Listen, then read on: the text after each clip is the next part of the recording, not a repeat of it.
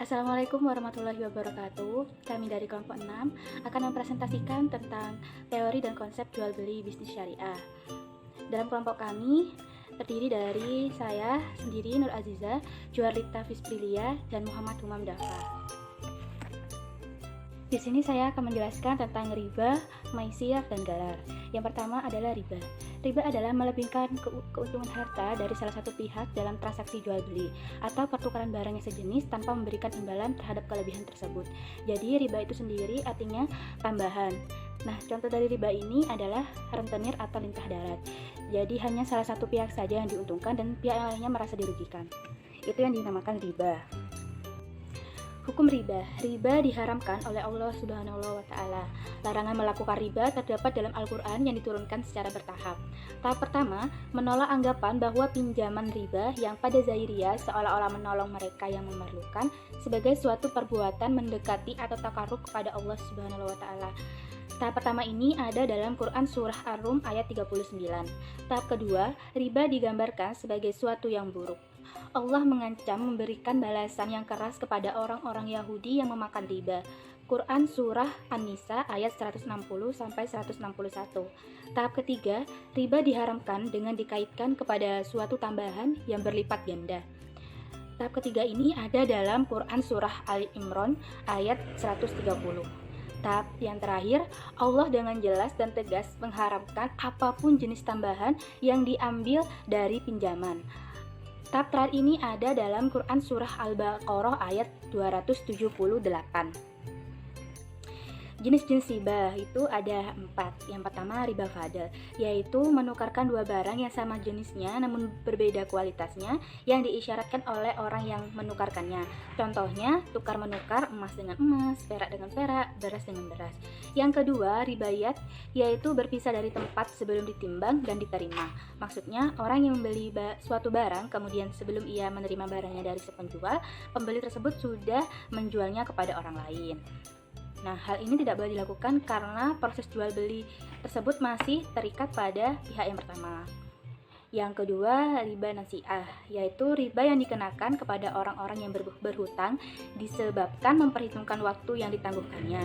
Contohnya, misalnya si Aisyah meminjam kepada Aminah emas sebesar 10 gram. Nah, Aminah bilang emas yang dipinjam itu harus dikembalikan pada tempo 1 tahun dengan tambahan emas 2 gram, jadi menjadi 12 gram. Jika dalam tempo 1 tahun tidak dikembalikan, maka jumlah berat emas yang harus dikembalikan Aisyah itu bertambah 2 gram lagi, jadi 14 gram, begitu seterusnya. Nah, yang terakhir riba qard, meminjamkan sesuatu dengan syarat ada keuntungan atau tambahan bagi orang yang meminjami. Nah, contohnya seperti misalnya Muhammad meminjam kepada Ali uang sebesar 25.000, tetapi Ali bilang uang tersebut harus dikembalikan sebesar 30.000 rupiah, dan Ali mengambil keuntungan sebesar 5.000 rupiah. Hikmah pelarangan riba. Yang pertama, menjadikan pribadi-pribadi manusia menjadi suka tolong-menolong satu sama lainnya. Yang kedua, dengan sikap saling tolong-menolong semakin mempererat persaudaraan. Yang ketiga, menjadikan kerja sebagai sebuah kemuliaan. Karena dalam bekerja kita kan mencari penghasilan. Jika penghasilan barokah, maka makanan yang masuk ke dalam tubuh kita juga baik. Begitu juga sebaliknya. Dan yang terakhir, tidak merugikan orang-orang yang sedang kesusahan. Karena dengan adanya riba, seseorang yang mengalami kesulitan justru semakin susah dan sebagainya, seperti itu. Selanjutnya yaitu maisir. Maisir adalah memperoleh sesuatu dengan sangat mudah tanpa kerja keras atau mendapatkan keuntungan tanpa bekerja. Nah, contohnya itu seperti bermain togel. Nah, maisir ini digantungkan pada keadaan yang tidak pasti dan bersifat untung-untungan. Hukum maisir itu sama dengan riba, yaitu diharamkan oleh Allah Subhanahu wa taala. Nah, dalam Al-Qur'an firman Allah yang artinya Wahai orang-orang yang beriman, sesungguhnya meminum khamr, berjudi, berkorban untuk berhala, mengundi nasib dengan panah adalah termasuk perbuatan syaitan. Maka jauhilah perbuatan-perbuatan itu agar kamu beruntung. Quran Surah Al-Maidah ayat 90.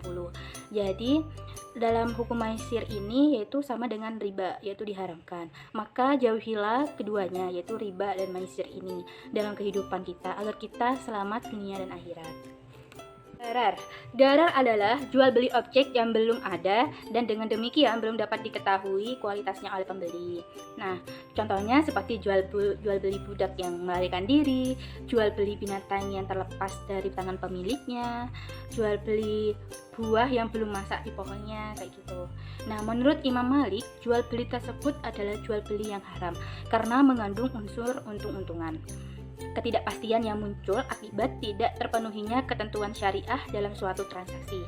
Maka ketidakpastian tersebut merupakan garar yang dilarang oleh syariat. Hukum garar. Dalam syariat Islam, jual beli garar ini terlarang. Dengan dasar sabda Rasulullah SAW dalam hadis Abu Hurairah yang artinya Rasulullah melarang jual beli al-hashah dan jual beli garar. Sedangkan jual beli garar menurut keterangan Syekh As-Sa'id termasuk dalam kategori perjudian. Jadi semua bentuk perjualbelian garar diharamkan, seperti menjual burung di udara, menjual ikan di lautan, terus menjual buah yang masih belum matang di pohonnya, seperti itu. Jenis-jenis garar, yang pertama adalah mulamasa, yaitu jual beli dengan sentuhan. Yang kedua, hasah, yaitu jual beli barang atas kesepakatan harga dengan lemparan batu kecil. Yang ketiga, hablul habalah, yaitu membeli hewan dengan sebuah harga, di mana harga tersebut mencakup janin dan anak yang dilahirkan. Yang keempat, munabazah, yaitu jual beli barang dengan lemparan. Yang kelima, musabanah, yaitu menukarkan barang dengan barang yang belum pasti. Contohnya menukarkan anggur dengan anggur yang masih ada di pohonnya. Yang keenam, muhakolah, yaitu menjual biji-bijian seperti gandum yang sudah matang yang masih ditangkainya dengan biji-bijian yang sejenis. Yang ketujuh, mukadorah, yaitu jual beli buah yang masih hijau. Yang kedelapan, malakih, yaitu jual beli sperma. Dan yang kesembilan, madamin. Selanjutnya saya akan menjelaskan tentang rukun dan syarat jual beli. Yang pertama yaitu rukun. Rukun ini suatu unsur yang merupakan bagian tak terpisahkan dari suatu perbuatan atau lembaga yang menentukan sah atau tidaknya perbuatan tersebut dan ada atau tidaknya sesuatu itu. Misalnya ini rukuk dan sujud. Rukuk dan sujud ini kan adalah rukun sholat dan merupakan bagian sholat itu sendiri. Dan kalau nggak ada rukuk sama sujud dalam sholat, maka sholatnya itu tidak sah. Yang selanjutnya itu syarat.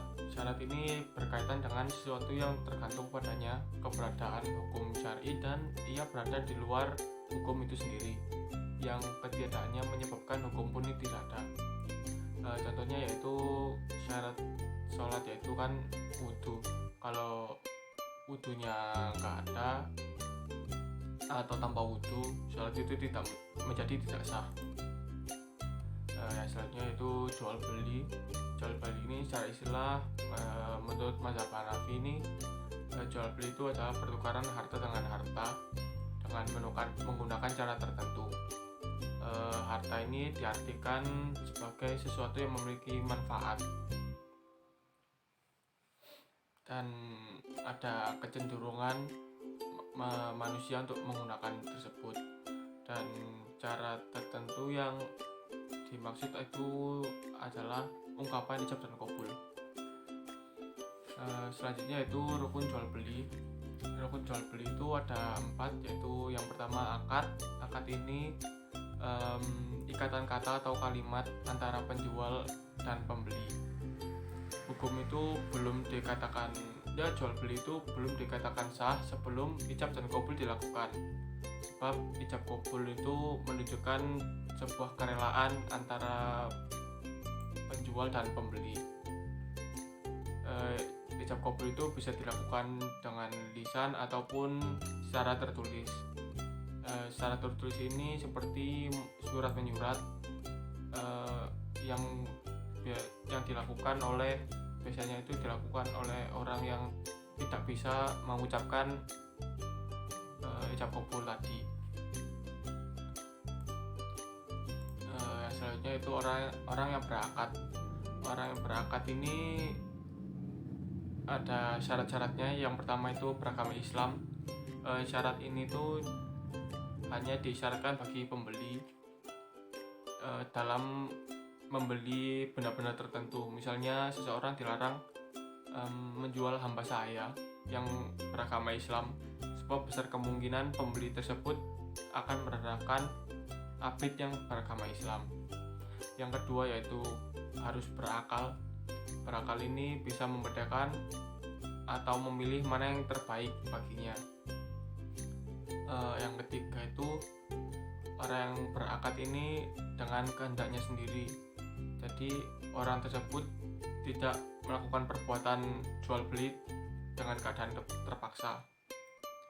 Yang keempat sudah balik atau sudah berwibasa atau berumur 15 tahun. Yang kelima itu keduanya tidak mubazir. Tidak mubazir ini seperti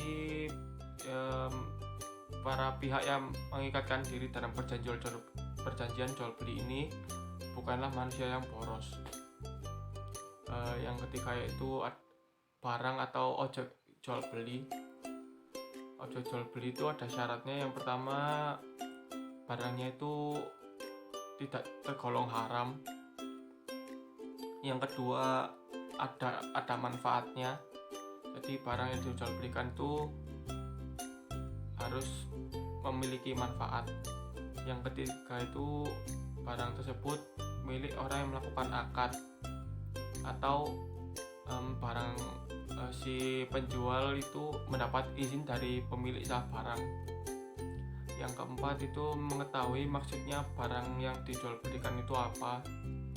Dan yang kelima itu barang yang diakadkan itu sudah bisa diperlihatkan, sebab itu bisa jadi barang sudah rusak atau tidak dapat diserahkan sebagaimana yang diperjanjikan. Yang keenam itu mampu menyerahkan. Jadi keadaan barang itu harus dapat diserah terimakan. Yang selanjutnya yaitu nilai tukar pengganti barang. Jadi nilai tukar pengganti barang ini sesuatu yang memenuhi 3 syarat. Bisa menyimpan nilai, bisa menilai atau menghargakan suatu barang, dan bisa menjadi alat tukar. Ketiga syarat itulah yang bisa menjadi nilai tukar barang. Yang selanjutnya yaitu ada syarat jual beli. Syarat jual beli itu seperti yang disebutkan tadi, itu harus balik dan berakal agar tidak mudah ditipu orang, beragama Islam. Syaratnya itu, syarat ini khusus untuk pembeli dalam benda tertentu. Ada benda atau barang yang diperjualbelikan tidak mubazir dan kehendak sendiri, tidak ada paksaan dari orang lain.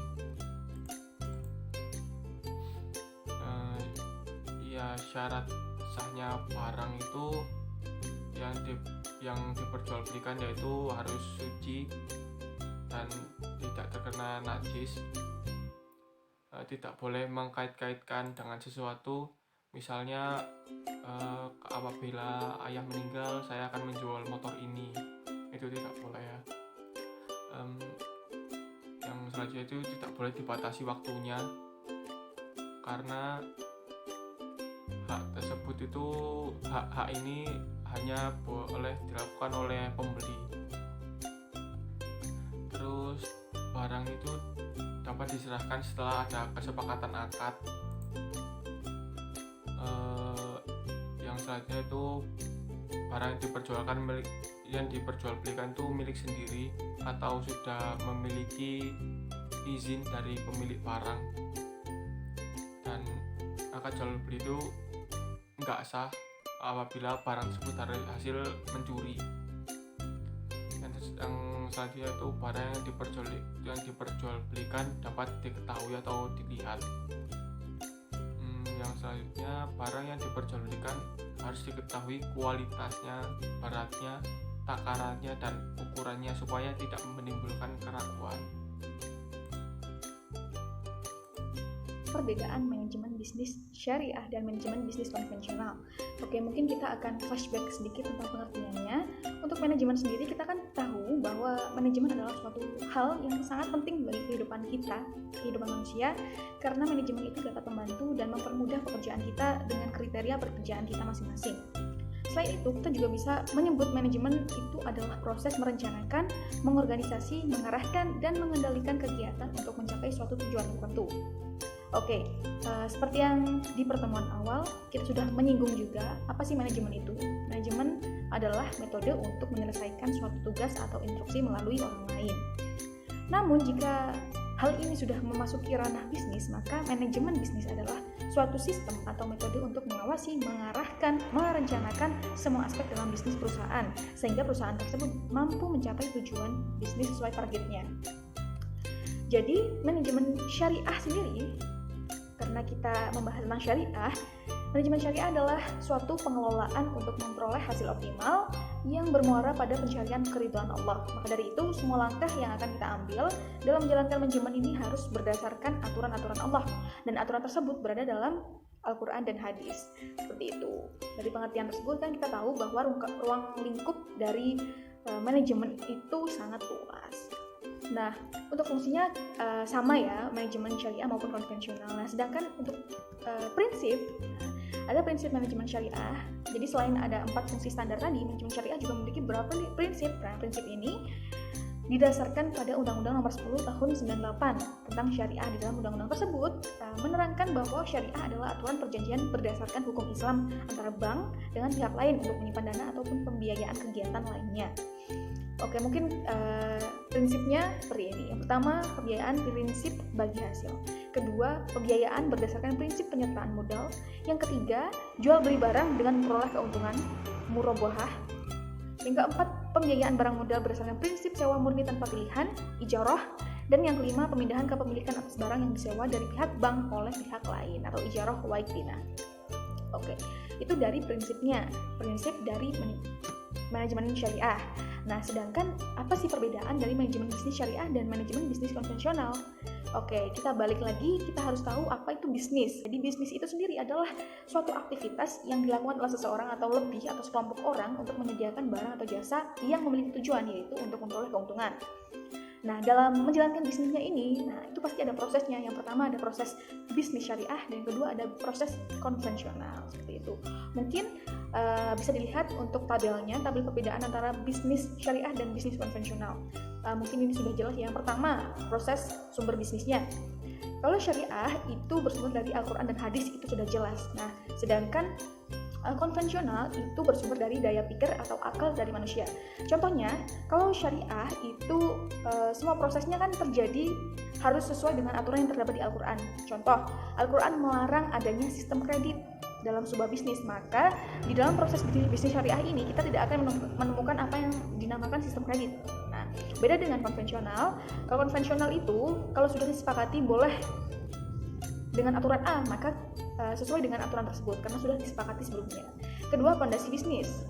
Jadi fondasi apa sih yang diyakini bahwa bisnis tersebut halal atau tidak, seperti itu. Kalau di syariah, mungkin pelaku bisnis ini akan menjalankan suatu bisnis yang diperbolehkan atau dihalalkan dan juga tidak melakukan yang diharamkan atau yang dilarang.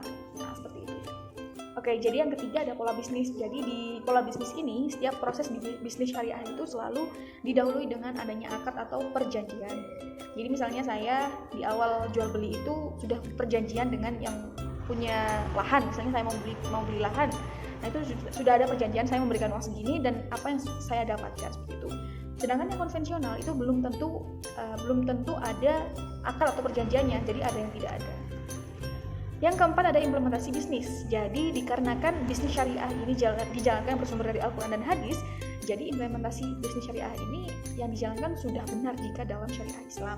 Sedangkan berbeda dengan bisnis konvensional di mana setiap bisnis yang dijalankan itu berdasarkan oleh pikiran manusia, sehingga semua proses bisnis itu akan dikatakan benar jika dijalankan sesuai dengan aturan yang telah dibuat dan disepakati sebelumnya. Nah, yang terakhir ada investasi. Investasi ini berhubungan dengan dua orang atau lebih kan. Contohnya ada sebuah bisnis sawah nih. Terdapat dua pelaku bisnis, yang pertama kan pemilik lahan dan yang kedua pengolah lahan. Nah, dari contoh itu, dalam bisnis syariah, keuntungan itu didapatkan oleh kedua pelaku bisnis yang menggunakan sistem bagi hasil, di mana keuntungannya itu mendapat hak yang sama banyak atau sama besar sesuai dengan perjanjiannya. Jadi jika pemilik lahan memperoleh 50%, maka pengelola lahan juga memperoleh 50%. Sedangkan bisnis konvensional tidak seperti itu. Di dalam konvensional itu ada sistem suku bunga. Jadi di mana kedua belah pelaku ini belum tentu mendapatkan hak yang sama atau keuntungan yang sama. Jadi misalnya dalam perjanjian itu pemilik lahan memperoleh 70%. Nah, yang 50% itu keuntungan bersih, 20% itu suku bunga. Oke, kita mau ngerucut untuk perbandingan manajemen Islam dan manajemen syariah atau manajemen konvensional. Yang pertama yang mendasari perbedaannya itu adalah konsep dan filosofi dasar. Jadi hal ini adalah yang sangat mendasar ya, karena di manajemen konvensional itu manajemennya itu bebas nilai dan tidak mendasarkan ketuhanan dalam setiap aktivitasnya. Sedangkan di manajemen syariah itu selalu didasarkan dengan apa yang telah menjadi tuntunan umat Islam, yaitu tuntunan yang ada di Al-Quran dan Hadis. Yang kedua ada etika manajemen. Jadi contohnya ada manajer syariah nih yang sangat memegang teguh etika dalam melakukan manajemen kepada calon konsumennya, maka ia akan menghindari memberikan janji-janji palsu seperti itu, karena dia tahu etika yang dalam Islam yang baik itu seperti apa. Maka dia manajemen syariah ini akan berlaku baik dan mengatakan yang sejujur-jujurnya dalam menjelaskan produknya. Karena hal ini merupakan praktek perniagaan yang pernah dipraktikkan oleh Rasulullah SAW. Yang ketiga ada pendekatan terhadap konsumen. Oke, jadi konsumen dalam manajemen syariah ini diletakkan sebagai mitra sejajar, di mana perusahaan ini menjadi sebagai penjual produk, maupun konsumen sebagai pembeli produk berada di posisi yang sama. Jadi perusahaan itu tidak menganggap konsumen sebagai yang pembeli saja, namun perusahaan juga menjadikan konsumen sebagai mitranya. Berbeda dengan manajemen konvensional, konsumen itu diletakkan sebagai objek untuk mencapai target penjualan semata. Nah, konsumen dapat dirugikan karena antara janji dan kenyataan biasanya berbeda seperti itu. Dan biasanya ada konsumen yang kecewa atas produk dan misalnya awalnya dijanjikan produknya itu baik, sedangkan yang didapatkan tidak sebaik yang dikatakan oleh penjual seperti itu. Yang keempat ada cara pandang terhadap pesaing. Jadi dalam industri manajemen bisnis syariah ini tidak menganggap pesaing sebagai pihak yang harus dikalahkan atau bahkan dimainkan. Tetapi konsepnya adalah agar setiap perusahaan mampu memacu dirinya untuk menjadi lebih baik tanpa harus menjatuhkan pesaingnya itu dianggap sebagai mitra kerja yang turut menyukseskan kegiatan. Sekian materi dan penjelasan yang dapat kami sampaikan, semoga bermanfaat. Terima kasih atas segala perhatiannya. Kurang lebihnya kami mohon maaf yang sebesar-besarnya. Semoga kita selalu dalam lindungan Allah dan kita lancar dalam berkuliah. Terima kasih. Wassalamualaikum warahmatullahi wabarakatuh.